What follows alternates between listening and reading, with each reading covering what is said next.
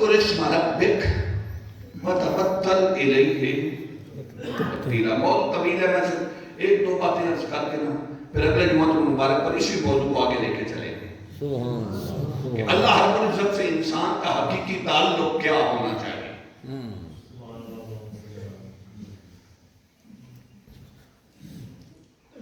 ہمارا کیا حال ہے؟ میں نے شروع میں عرض کیا کہ ہم وہ لوگ ہیں جو آخرت کا سودا دنیا سے کرتے ہیں۔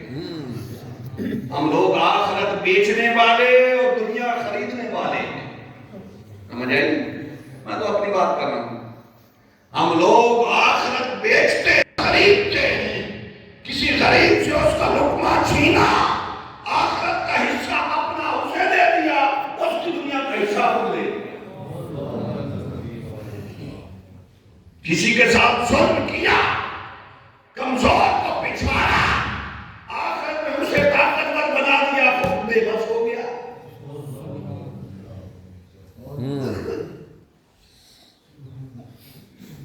میں تو کئی بات عرض کرتا ہوں، یہ کوئی مجھے یاد نہیں، 8ویں یا 10ویں کی کتاب میں کورس میں یہ اس وقت واقعہ مشہور تھا، شامل تھا۔ ایک دن آقا دو جہان صلی اللہ علیہ وآلہ وسلم موٹے بام لیے، اپنی وہ کیا کہتے ہیں اس کو، وہ جو موٹا بام ہوتا ہے بالکل اتنا موٹا جس سے وہ چارپائی بنی جاتی ہے، بڑے منجے پڑے ہوتے ہیں ہوٹلوں کے موٹے بام سے بنے ہوئے، موٹے بام کی چارپائی تھی۔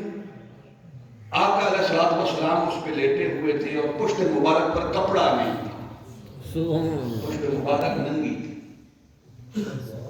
اب اچانک حضرت عمر فاروق رضی اللہ تعالیٰ عنہ حاضر ہوئے، دیکھا، دیکھ کے رونے لگ پڑے۔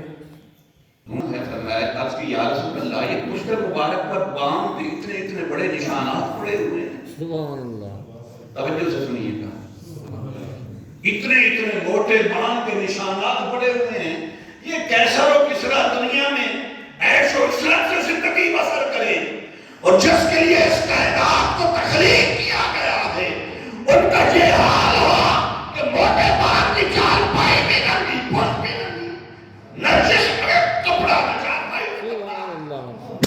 ہم نے اپنی ایسی زندگی کبھی نہیں گزاری، بس ویسے ہی کلمہ پڑھنے والے کوئی وقت آیا کبھی کسی کا ایسا کہ چار پائی پہ کپڑا بھی نہ ہو، جسم پہ کپڑا بھی نہ ہو۔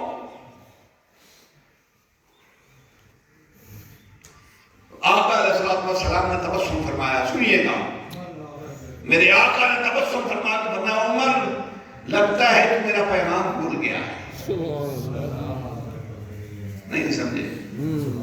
فرمایا، عمر لگتا ہے تو میرا پیغام اور مقصد زندگی بھول گیا ہے، تیری توجہ دنیا کی طرف چلی گئی ہے، تو نے دنیا کا سوچنا شروع کر دیا۔ عمر یاد رکھ، لوگ دنیا خریدتے ہیں، آخرت بیچتے ہیں۔ جو دنیا خریدتا ہے، آخرت بیچ دیتا ہے۔ میں نے دنیا کا حصہ بھی اس رب کے آخرت میں مانگنا ہے۔ کوئی بات سمجھ آئی؟ ہم حلال اور حرام میں تمیز نہیں کر سکتے، یہ بات ہے حلال کی، جو حلال رزق کمائے، جتنا اکٹھا کر لے اتنا آخرت سے حصہ کم، زیادہ نہیں۔ جتنی دنیا حلال کرے، حرام کا تو پھر حکم ہی اور ہے نا، جتنی دنیا اکٹھی کر لی اتنا آخرت سے حصہ کم۔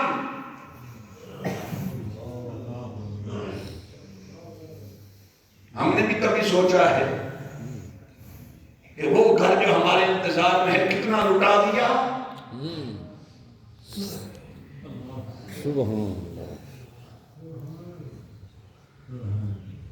سچی بات یہ ہے کہ ہم دنیا کے اس قدر قائل ہو گئے۔ میں 2 منٹ میں گفتگو کلوز کرنے لگا ہوں۔ حضور کی امت کے ایک ولی ہیں حضرت حبیب علوی رضی اللہ تعالیٰ عنہ، مزدوری کرتے تھے۔ کیا آج تک بھی کبھی کسی پیر کو مزدوری کرتے دیکھا ہے؟ گل تو سچی کرنی چاہیے نا، مزدوری کرتے تھے۔ بوڑھے ہو گئے، گھر سے نکلے، چوک میں جا کے بیٹھ گئے، کوئی مزدوری کے لیے لینے آئے گا، گھر کے لیے کما کے کچھ لے لوں گا۔ ظہر کا وقت ہو گیا، جو آتا ہے کسی جوان کو پکڑ کے چلا جاتا ہے، یہ بوڑھے ہیں۔ کوئی کہتا ہے یار بوڑھے کو لے کے آنا، کام کم کرے گا، چارجز زیادہ دینے ہوں گے، دیہڑی پوری دینی ہوگی۔ اچھا یار ویسے ہمارا تو یہ حال ہے کہ ہم شہر میں جائیں نا، ڈپارٹمنٹل سٹور سے کوئی چیز خریدیں تو وہ 500 کی چٹ لگی ہو تو 1 روپیہ کم نہیں کرتے۔ وہی چیز ہم وہاں سے 500 کی لے لیں گے، اور وہی چیز کوئی بیچارہ یہاں دیہات میں، پنڈ میں، گلی میں سائیکل پہ لے کے آ جائے یا سر پہ چھاپڑا اٹھا کے آ جائے، وہ اس کا 200 مانگے تو ہم کہیں گے نہیں 50 کم کر۔ ہم اتنے ظالم ہیں، ایسا نہیں کرتے یار، یہ کچھ لطیفہ ہے۔ وہی چیز ہم ڈپارٹمنٹل سٹور سے 500 کی خریدیں گے، غریب دیہاڑی دار 200 مانگے گا، کہیں گے نہیں 50 چھوڑ دوں گا۔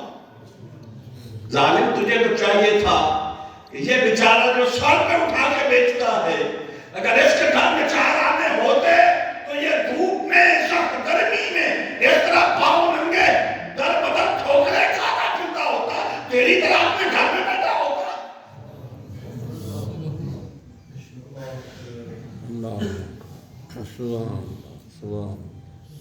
تجھے تو چاہیے تھا کہ اس نے 200 مانگا نا، تو کہتا بابا 300 لے لے، ادھر میں نے 500 دینا ہے نا تو 300 لے لے۔ مگر اس غریب کی بیچی ہوئی شے میں ہمیں 1000 نقص نظر آتے ہیں، ادھر میں انہوں نے ٹیگ لگایا ہوتا ہے ایکسپائری ڈیٹ کا، پتہ نہیں ہو پائے کسی ایکسپائر۔